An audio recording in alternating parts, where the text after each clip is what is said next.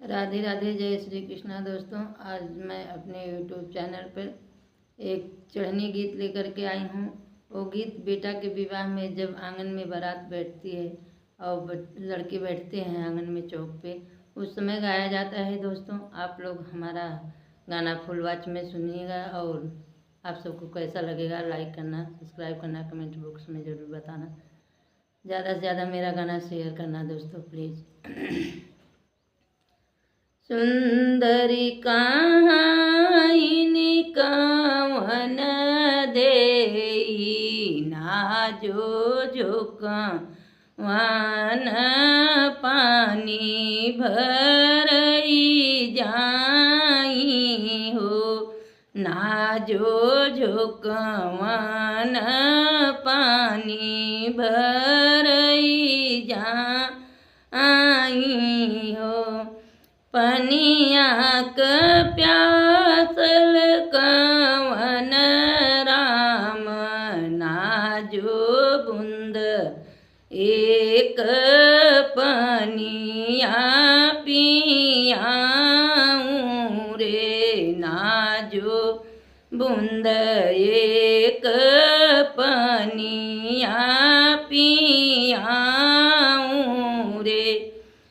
कैसे पनिया पियाई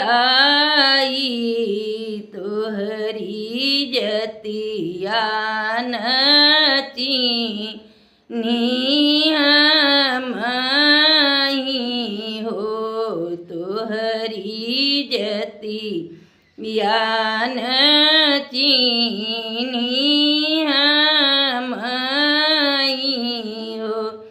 जतिया तहुई नाजो पंडित कर, नाजो बूंद एक पनिया पियाऊँ रे, नाजो बूंद एक पनिया पियाऊँ रे। जऊ तोहरी जतिया पंडित कर, पंडित खोली देत पोथिया पुरानी हो, पंडित खोली देत पोथिया पुरानी हो। पढ़नी त भूली गए बबैया घरे, नाजो लिखनी त भूले दरबार हो, नाजो लिखनी त भूले दरबार हो।